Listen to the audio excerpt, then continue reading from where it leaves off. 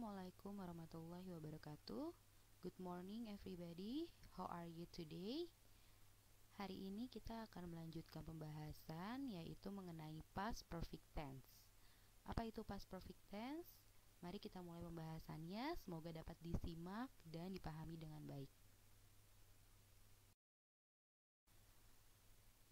Baik, berikut adalah definition of past perfect tense. Jadi past perfect tense ini adalah tenses yang biasanya digunakan untuk menyatakan kejadian yang sudah terjadi sebelum kejadian yang lain di masa lampau. Selain itu, bisa juga digunakan untuk menyatakan sesuatu yang tidak nyata di masa lampau, atau seringkali juga digunakan di kalimat tidak langsung. Jadi, apabila kita ingin membicarakan atau menyatakan kegiatan di masa lampau yang berisi dua kegiatan, maka bisa kita gunakan past perfect tense.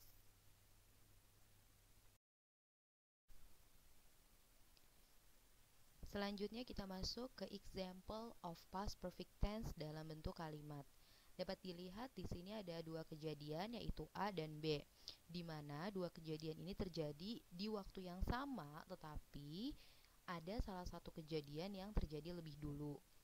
Di contoh nomor 1 ada John had gone out, diikuti oleh when I arrived in the office, yang artinya John telah pergi ketika saya tiba di kantor.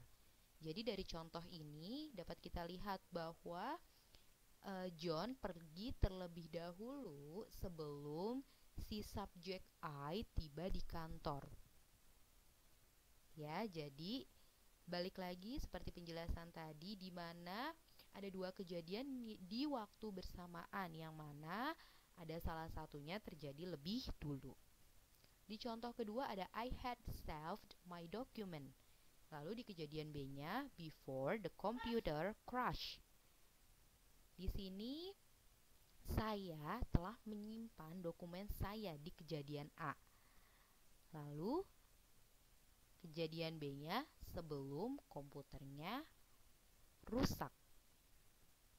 Jadi dapat kita lihat nih bahwa dia sudah menyimpan dokumennya terlebih dahulu. Baru setelah itu komputernya rusak.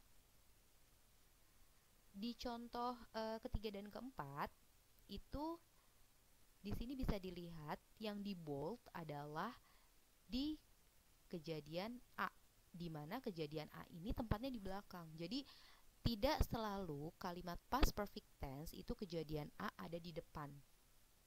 Bisa jadi kejadian B terlebih dahulu ada di posisinya di depan, tapi tetap yang terjadi adalah kejadian yang A.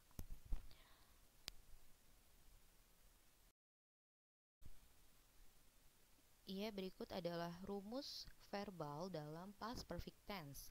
Ada positif, negatif, dan interrogatif. Untuk positifnya ada subject plus had plus past participle, di mana past participle ini adalah verb 3 atau kata kerja ketiga. Contohnya, I had eaten cookies before lunch.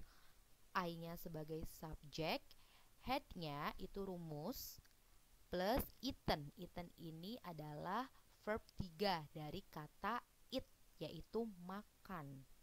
Untuk negatifnya kita tambahin not setelah had. I had not eaten cookies before lunch. Lalu di interrogatifnya, had itu yang sebelumnya ada di tengah, di interrogatif kita pindahin ke paling depan. Setelah itu diikuti subjek plus verb 3. Had I eaten cookies before lunch? Jadi dalam rumus past perfect tense itu harus selalu ada had dan verb 3.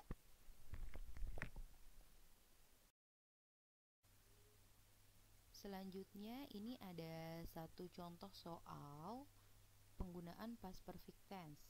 The car blah blah blah 10 times before it landed on its road. Jadi mobilnya bla bla bla 10 kali sebelum dia tiba di jalanan. Oke, di sini pilihan A ada had flip, yang B has been flipping out, yang C flip, and yang D has been flipping. Oke, kita ingat lagi rumus di kalimat verbal dalam past perfect tense. Untuk positif ada subject plus had plus verb 3. Oke, jadi di sini kita lihat di mana pilihannya yang menggunakan had. Ada di pilihan A. Maka jawabannya had flipped. The car had flipped 10 times before it landed on its route.